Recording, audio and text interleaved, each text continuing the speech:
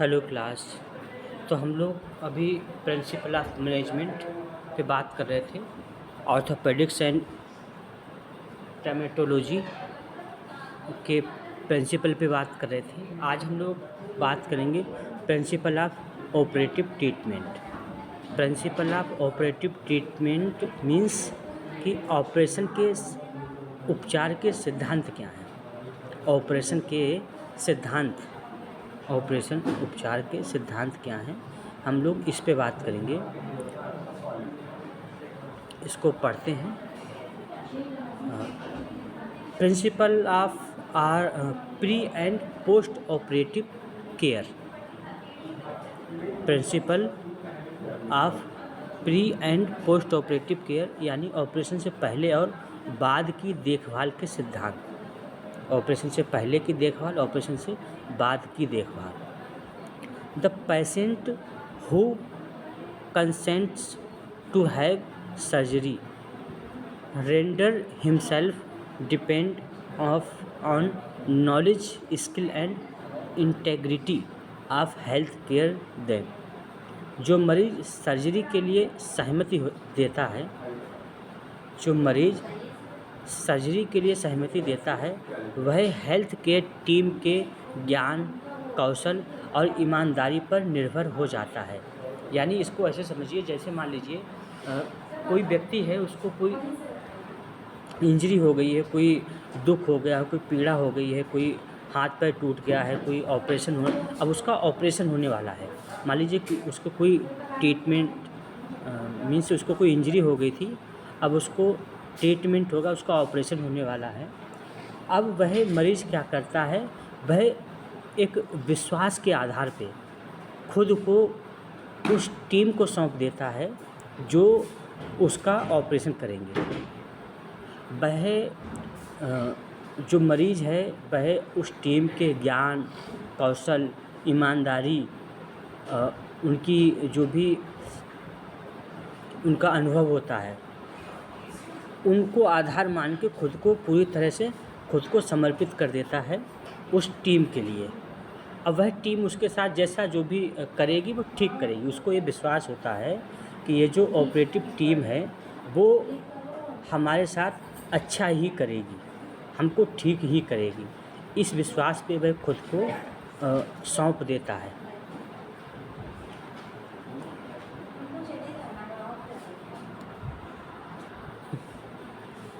The period extending from the time of hospitalization for surgery to the time of discharge is the perioperative period।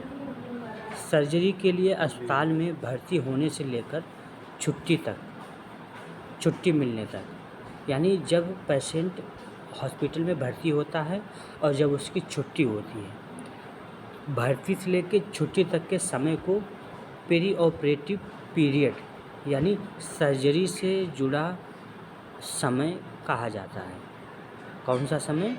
Peri operative period कहा जाता है।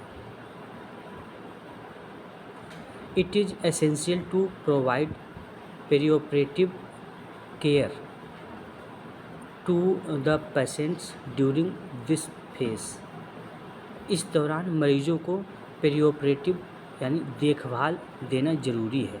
यानी operation के दौरान, operation के बाद, ऑपरेशन के समय ये ज़रूरी है।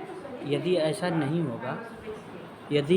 नहीं होगा तो फिर पेशेंट की यदि देखभाल हम नहीं करेंगे तो इस दौरान मरीजों को ऑपरेटिव देखभाल देना ज़रूरी होता है। यदि देखभाल नहीं होगी तो मरीज़ परेशान हो जाएगा, तमाम तरह की मानसिक समस्याओं से भी जूझेगा, उसको परेशानियाँ होंगी। It includes care of patient prior to surgery in pre-operative phase during surgery and then in post operative phase। इसमें सर्जरी से पहले यानी प्री ऑपरेटिव फेस में सर्जरी के दौरान और फिर सर्जरी के बाद पोस्ट ऑपरेटिव फेस में मरीज की देखभाल शामिल है।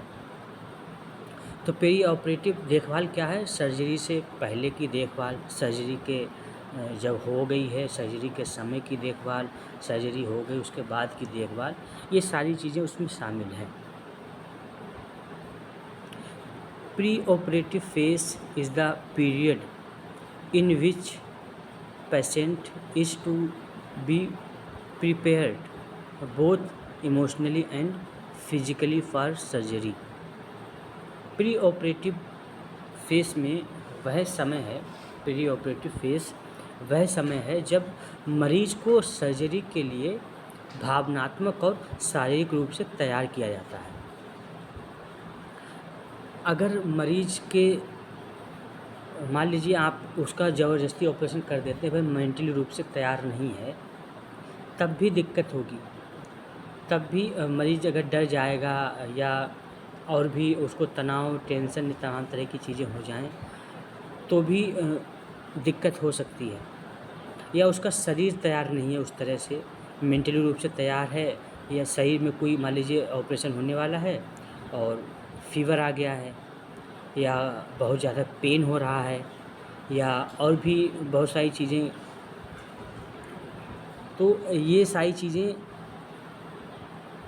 मरीज़ मतलब शारीरिक और मानसिक रूप से इमोशनली पूरी तरह से तैयार होना चाहिए ऑपरेशन के लिए, तभी उसका ऑपरेशन करना चाहिए।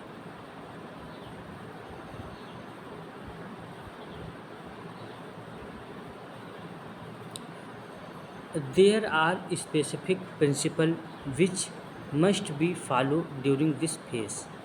इस चरण के दौरान कुछ खास सिद्धांतों का पालन करना ज़रूरी है। कुछ प्रिंसिपल यहाँ पे दिए गए हैं जिनको फॉलो करना ज़रूरी बताया गया है।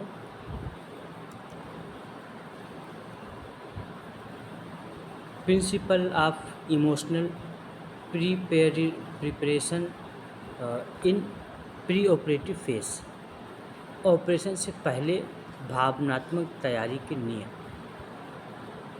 यानी उसको इमोशनली कैसे प्रिपेयर किया जाए कि आपका ऑपरेशन होने वाला है, आप ऑपरेशन करवाइए, कैसे उसको तैयार किया जाए। Assess and correct psychological problem of the patient that may increase the surgical risk. मरीज की उन मानसिक समस्याओं का पता लगाएं और उन्हें ठीक करें जिनसे सर्जरी का जोखिम बढ़ सकता है, जिनसे सर्जरी का जोखिम बढ़ता है। तो ऐसा देखना है, ऐसा पता लगाना है कि ऐसी कौन सी समस्याएं हैं जिससे उनकी सर्जरी का जो दिक्कत है वो बढ़ सकती है। सिग्निफिकेंट अदर्स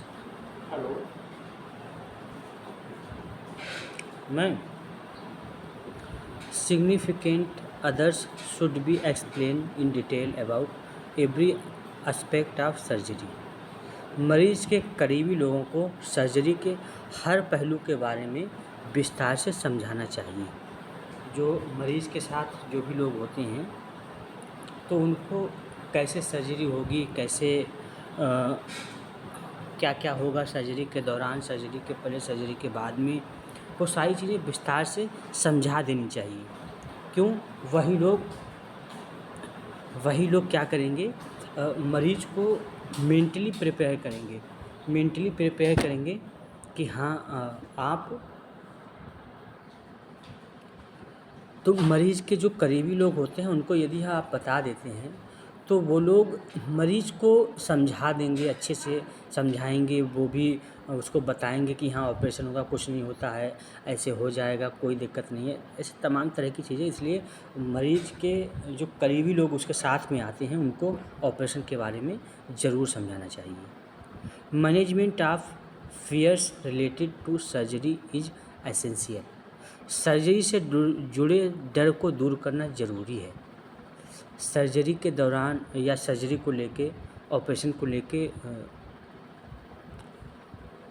डर रहता है ना कि चीड़-फाड़ होगी, काटा जाएगा, इस चीज़ को बाहर निकाला जाएगा, ऐसा किया जाएगा, वैसा किया जाएगा।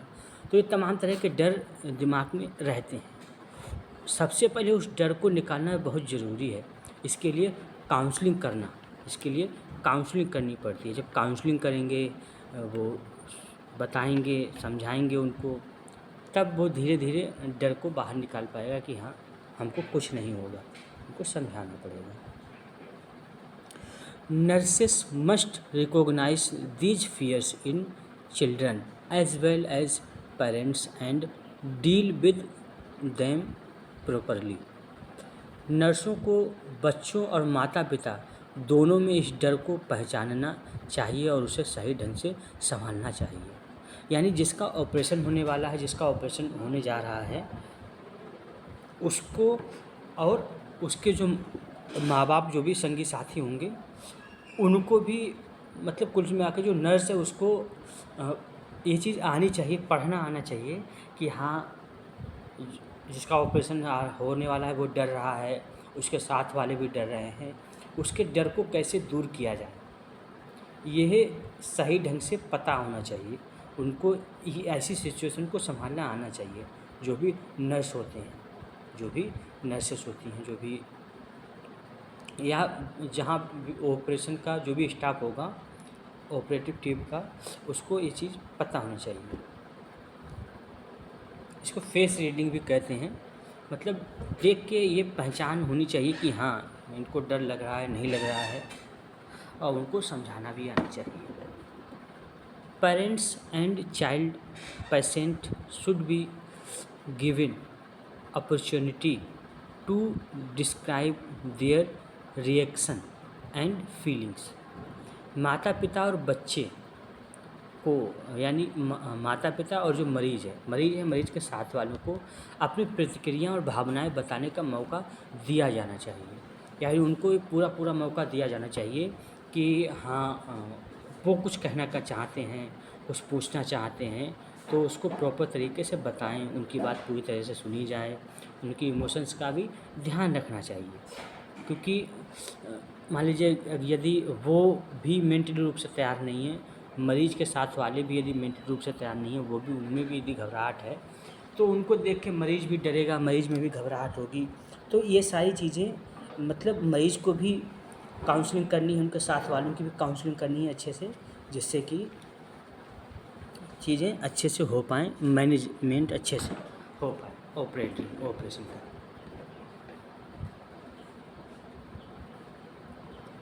Nurses should be honest.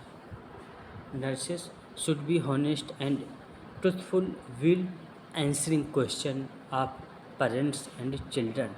The question that should not be answered or the nurse is unable to answer should be referred to physician. माता पिता और बच्चों के सवालों का जवाब देते समय नर्स को ईमानदार और सच्चा होना चाहिए। यानी जब कुछ पेशेंट हैं, पेशेंट के साथ वाले कुछ भी यदि पूछ रहे हैं, तो बिल्कुल समझदारी के साथ, अंडरस्टैंडिंग के साथ समझाना चाहिए, बताना चाहिए। यदि उस समय मान लीजिए नर्स हैं, हंस रहे हैं, या उनके चेहरे का हाव भाव ठीक नहीं है, तो मरीज़ ये समझेगा कि लगता है इनको कुछ आता जाता नहीं है, या ये हमारी ऑपरेशन का मजाक उड़ा रहे हैं, हमारी जो भी परिस्थिति है, जो भी हमको समस्या है, उसका ये मजाक उड़ा रहे हैं। तो ये चीज़ें भी नर्स को ये, मतलब समझदारी होनी चाहिए कि हमको पेशेंट के सामने कैसे रहना है, सीरियस रहना है, थोड़ा मतलब बिल्कुल सीरियस भी नहीं रहना है, थोड़ा हंसाते भी रहिए मरीज़ को, उसको ये भी ना लगे कि हाँ, बहुत हमारे साथ बहुत वैसा होने वाला है कि अब क्या होगा, कैसे होगा। ये सारी चीज़ें भी ध्यान देनी है। जिन सवालों का जवाब नहीं दिया जाना चाहिए या जिनका जवाब नर्स नहीं दे सकती, उन्हें डॉक्टर के पास भेजा जाना चाहिए। तो बहुत से ऐसे सवाल होते हैं पेशेंट के, और पेशेंट के जो साथ होते हैं, उनके बहुत से ऐसे सवाल होते हैं जिसको नर्स नहीं बता सकती। तब नर्स को ये कह देना चाहिए कि आप डॉक्टर से बात कर लीजिए, डॉक्टर आपको बता देंगे। डॉक्टर से बात करके जो पेशेंट है और जो पेशेंट के साथ है, उनको और कॉन्फिडेंस आ जाता है, उनको ये हो जाता है कि हाँ, डॉक्टर साहब ने ऐसा बताया है तो अच्छा होगा, ख़राब नहीं होगा, ऐसे तमाम तरह की चीज़ें हो जाती हैं। तो इसीलिए अगर नहीं पता है नर्स को तो डॉक्टर के पास भेज देना चाहिए। नेक्स्ट है 6 number, the parents and child should be oriented to the recovery room, post operative ward and the equipment there as the child will be keep there after surgery.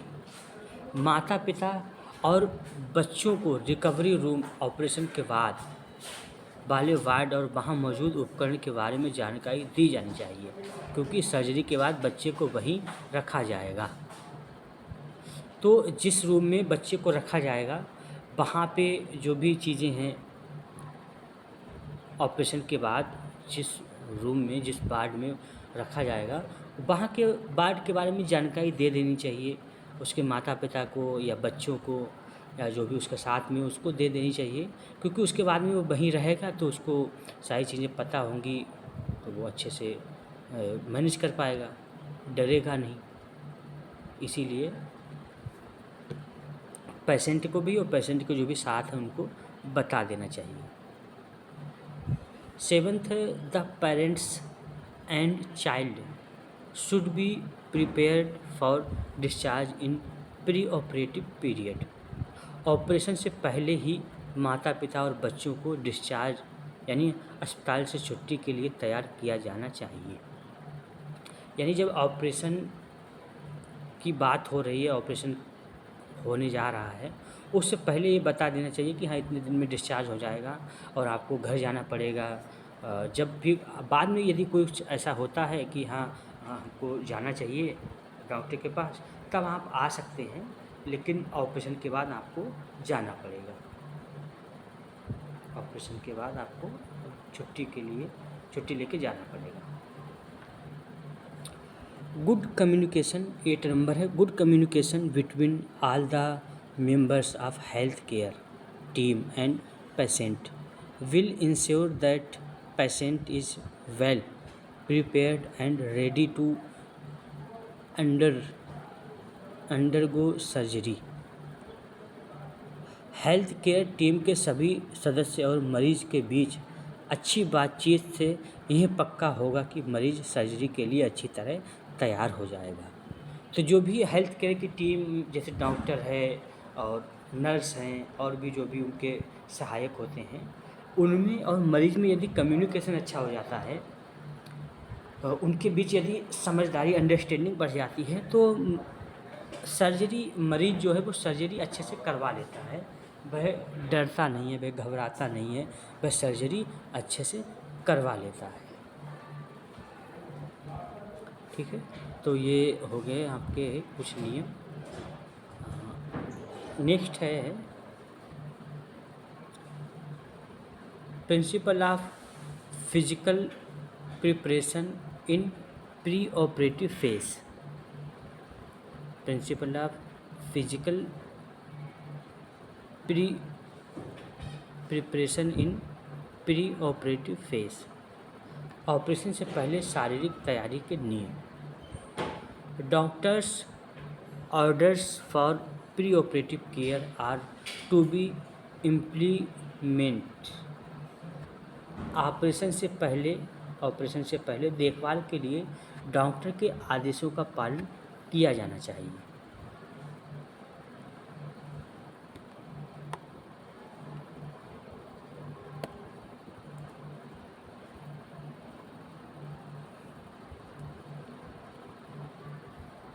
तो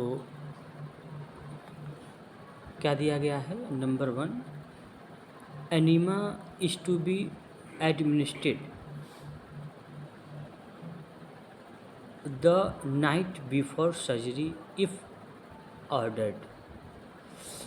अगर doctor ने कहा हो तो सर्जरी से एक रात पहले एनीमा दिया जाना चाहिए। अब डॉक्टर जैसा जो भी बता देता, ये सब ऑपरेशन से पहले की तैयारियां हैं।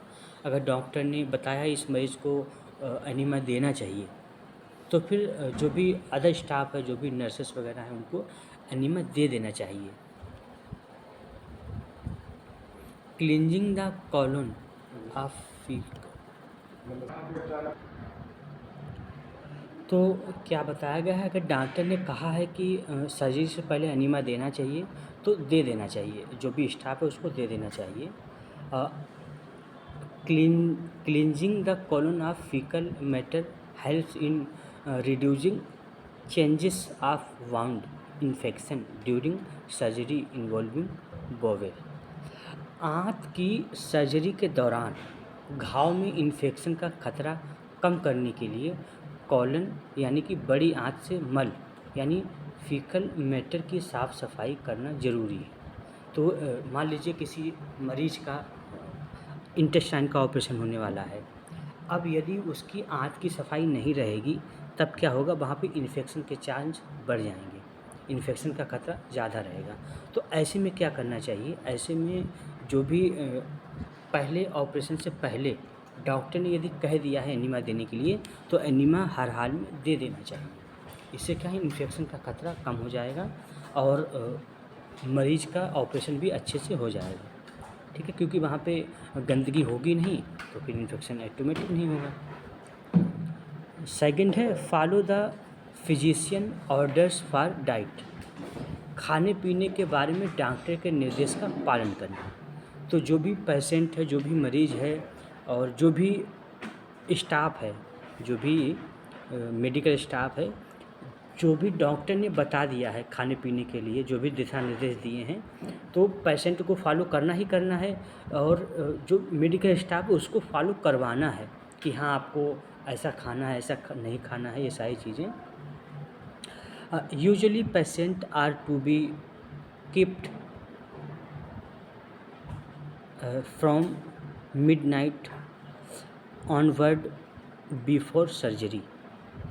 आमतौर पर सर्जरी से पहले आधी रात के बाद से मरीज को कुछ भी खाने पीने के लिए नहीं दिया जाता है, मना कर दिया जाता है कि हाँ अब मतलब 12 बजे के बाद या सर्जरी से लगभग 3-4 घंटे पहले कुछ भी ना खाने के लिए कह दिया जाता है मरीज से।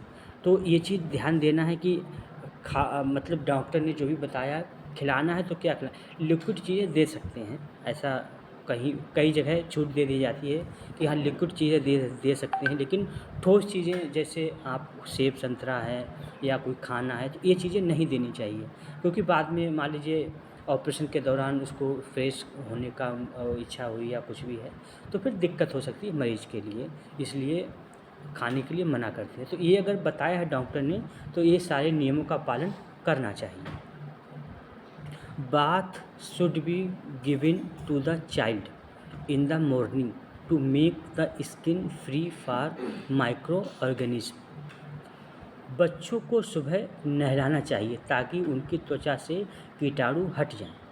तो यदि किसी बच्चे का ऑपरेशन यदि हो रहा है तो उसको सुबह नहला देना चाहिए ताकि स्किन में मान लीजिए कोई भी माइक्रो ऑर्गेनिज्म या कोई भी कीटाणु वगैरह लगे हैं, बैक्टीरिया वायरस, तो वो हट जाएंगे। अच्छे साबुन से एंटीबैक्टीरियल साबुन से सॉप से नहलवाना चाहिए।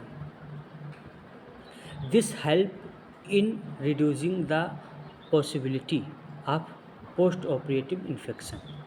इससे सर्जरी के बाद इन्फेक्शन होने की संभावना कम हो जाती है।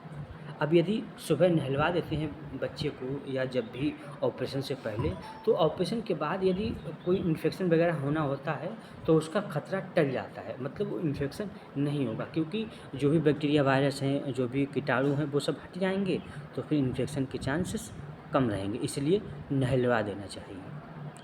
Make the child wear clean hospital gown after bath. नहाने के बाद बच्चे को हॉस्पिटल यानी अस्पताल का साफ़ गाउन पहनाएं। बच्चा है, उसका ऑपरेशन होने वाला है, हो गया है, तो उसको नहाने के बाद साफ़ सुथरा गाउन पहनाना चाहिए, साफ़ सुथरा। नहीं तो मान लीजिए किसी और का पहना हुआ गाउन दे दिया, कपड़े दे दिए, तो फिर इन्फेक्शन के चांस ज़्यादा रहेंगे, तो इसलिए साफ़ सुथरा कपड़ा पहनाना चाहिए। Legal consent must be sign by the guardians of the child. बच्चों के अभिभावकों के से बच्चों के अभिभावकों से कानूनी सहमति पत्र पर हस्ताक्षर करवाना ज़रूरी है।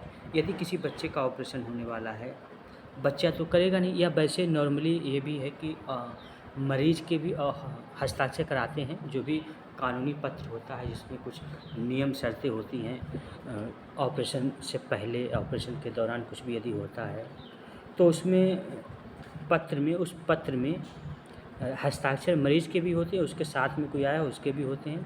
कोई बच्चा है मान लीजिए नहीं कर पा रहा है तो उसके साथ वालों के हस्ताक्षर करवाना ज़रूरी है। उसके माता पिता हैं या जो भी अभिभावक होंगे उनको हस्ताक्षर करा लेना चाहिए पहले ही। इससे हॉस्पिटल की, डॉक्टर की सेफ्टी हो जाती है। नेक्स्ट है, all the laboratory reports should be attach to the patient's file and sent with patient. सभी जो भी जांच वगैरह कराई गई हैं, ब्लड वगैरह की जांच हुई हैं, तो सारी लैब की रिपोर्ट मरीज़ की फ़ाइल में लगा देनी चाहिए और मरीज़ के साथ भेजनी चाहिए।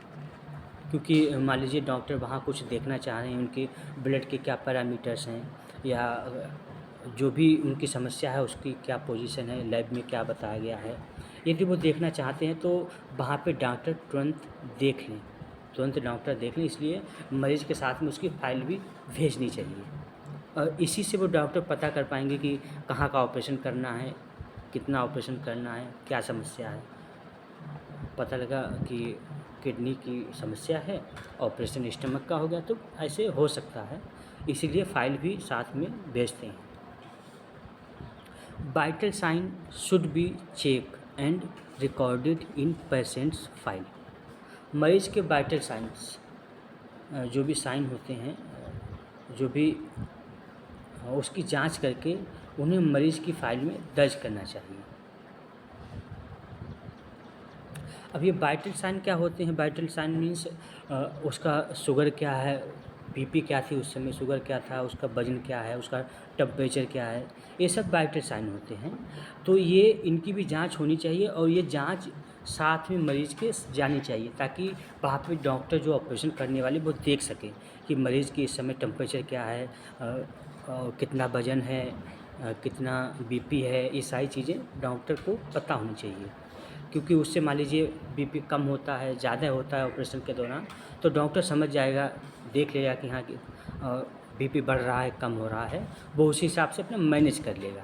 तो इसलिए वाइटल साइन भी चेक होना चाहिए, इसका रिकॉर्ड भी साथ में रहना चाहिए पेशेंट के। नेक्स्ट है, administer pre operative medical as prescribed by the doctor द्वारा बताई गई सर्जरी से पहले की दवाएं दी जानी चाहिए साथ में। तो डॉक्टर ने जो भी कई ऑपरेशन से पहले लगभग होता है कि डॉक्टर बताते हैं कि अभी ऑपरेशन इनका 2 घंटे बाद होने वाला है, इससे पहले इनको ये दवाएं दे देनी चाहिए, ये दवाएं हैं, ये आपको मरीज़ को खिलानी है। तो जो भी बताया गया है, देखिए जो नर्सिंग स्टाफ होता है उसको भी बताया जाता है, पेशेंट के साथ जो होते हैं उनको भी बताया जाता है। तो ये सारे नियमों का पालन करना चाहिए, जो भी दवाई देनी है वो दवाई दे देनी चाहिए मरीज़ को, ठीक है।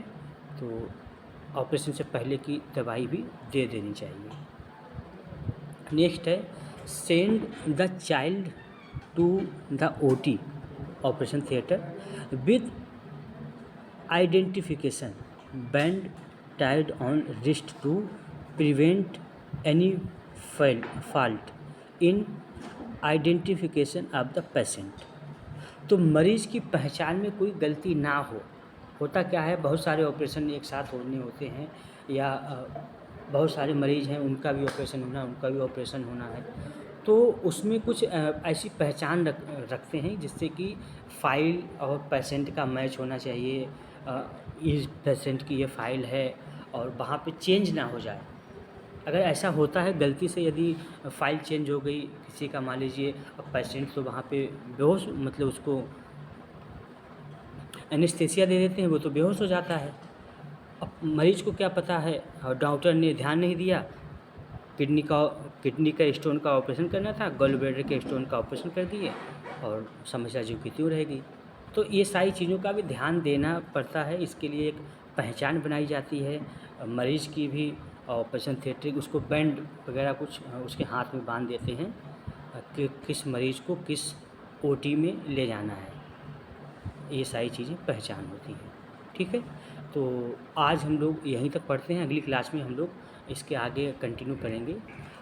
Identification of the patient, operation से पहले की शिक्षा के सिद्धांत, इसके जो जो भी प्रिंसिपल हैं, तो pre operative teaching principle, operation से पहले के जो भी सिद्धांत प्रिंसिपल हैं उसको हम लोग अगली क्लास में चर्चा करेंगे।